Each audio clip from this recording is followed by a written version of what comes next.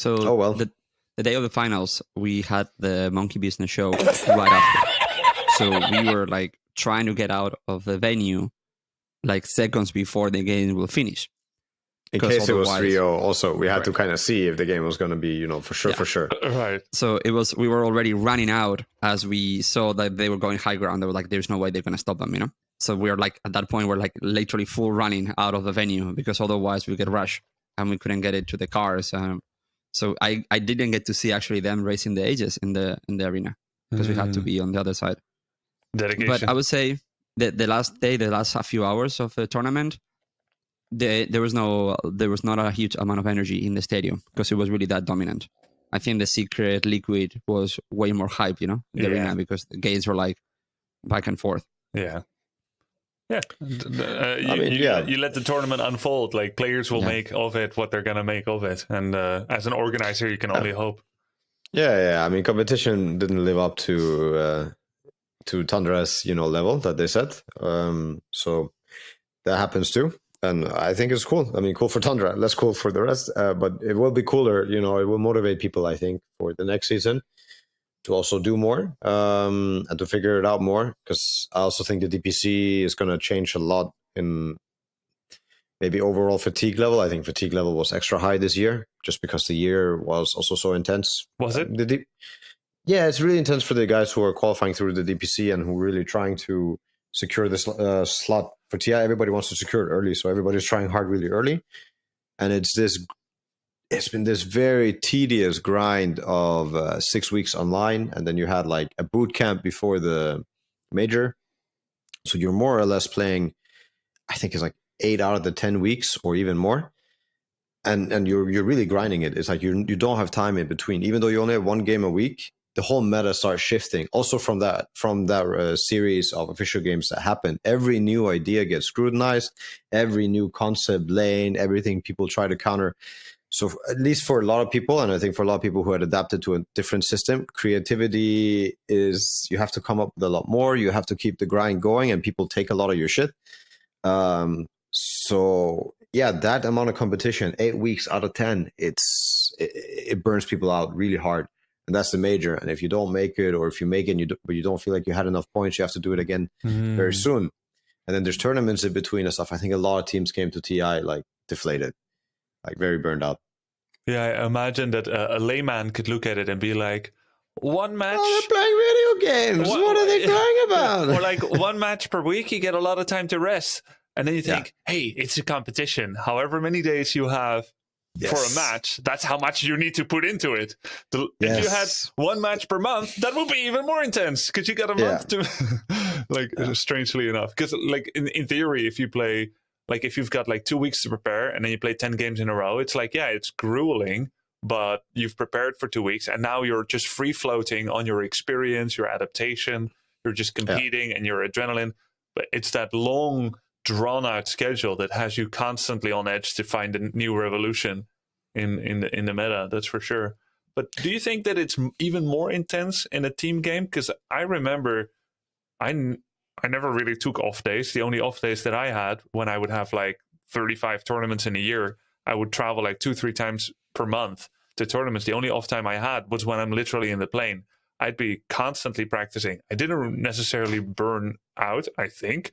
But is it more intense with a team because you need to align schedules, mindsets, solve problems?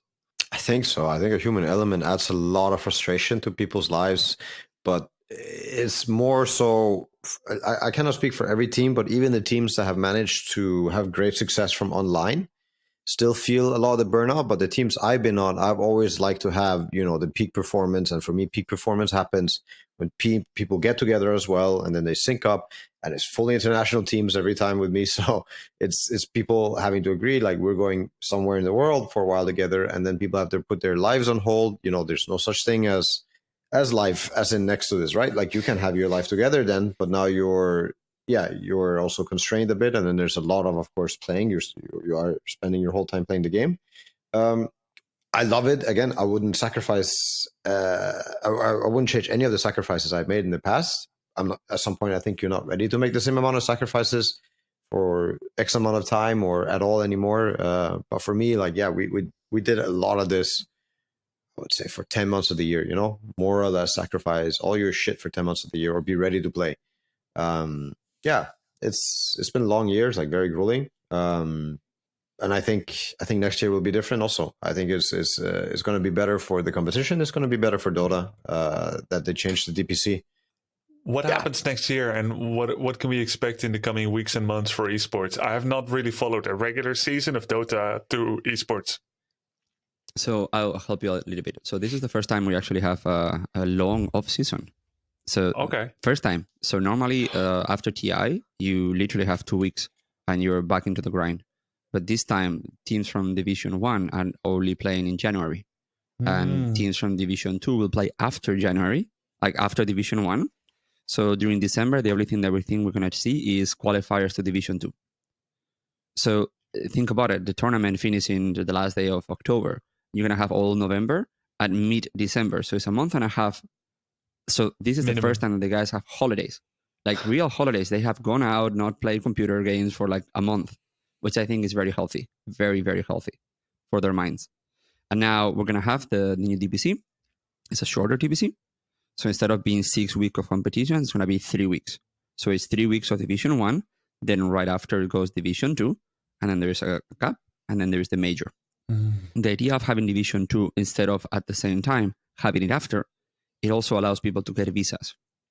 Because one of the problems that we had is that, okay, we imagine the last game of the season, of the DPC is going to see who goes to the major or not. So we're all sitting in our hands, like, okay, if I make it, and I win, I have to figure out how to get North American visas in 8 days. 8 days? Which is, or 9 days or whatever long it is, like it's very complicated. And a trip? Correct. So, well, the trip will have a little bit more time, but you have to file the paperwork. So now we're going to have, I think it's like 3 weeks, 3-4 weeks between the DPC and the major. So this is like, sounds very healthy. This is amazing, There's not a lot of content. Yes, the problem or the challenge is that everybody else is going to try to feed tournaments all around the season. So this time that you have 3 weeks and then a gap, then it's like, we can play an online tournament. We can do other things. Because otherwise, you don't really play that many games throughout the year. You're going to play 7 games and then nothing for a month. The audience want more games. Teams want more games. In a way, players might want more games. It was a very funny dynamic. Our whole team was a very experienced team. So they were not that eager to play everything. But last year, we have a team of kids. They want to play everything. Like, honestly, if there is a high school team, they want to play it. So they are constantly messaging me saying, can you feed any other tournaments? Can you feed any other screens? Can you feed other things? Wow. So, Johan, how do you see this I say, dynamic, now that we're going to have much more condensed season? I mean, I think it's overall better for competition. It's overall better for players. As for the fans, I think as long as the fans have demands, I'm pretty sure we have enough tournament organizers ready to deliver. Like there's enough opportunity for it to happen. The gaps will always be filled out. I don't really like, the too stretched out group stage that was the DPC last year. I mean, I don't know if it's too long still because it's just 3-week group stage online. But I think it's a great, huge step in the right direction. So nice. I think Dota will get better and better. Like I started getting a lot of high hopes. I think this TI left me with that feeling. Also because you get to see a lot of the people, the Valve people. Everybody was so nice. It was the best after party kind of wrap up that I had ever seen at any TI. I don't know. It was really good vibes. Really good vibes. So I don't know. It gave me high hopes for Dota as a whole for next year. But let's see. Let us see. I don't want to say things too early because we're also facing, not calamities, but we're always facing things in the world, right? And now there's going to be potentially great monetary recession. Dota esports did great during COVID. Let's see how esports and entertainment industry will look like in the coming years.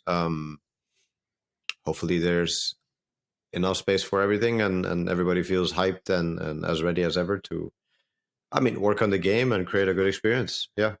Have you been playing Dota lately, Johan? Any of the games? Yeah, I've been playing more. I did some base building games, got tired, did some Dota. It's a lot of fun. Yeah. There's some Brewmaster, but there's also horrible habits in all games. Also in my games, horrible verbal, emotional habits. People are just really angry. They queued into this game to let some of the anger go, and it's fascinating almost. It's kind of like watching like a National Geographic documentary, like in the wild in Dota, like you fucked this up, and you can just predict everything that's gonna happen. Wow.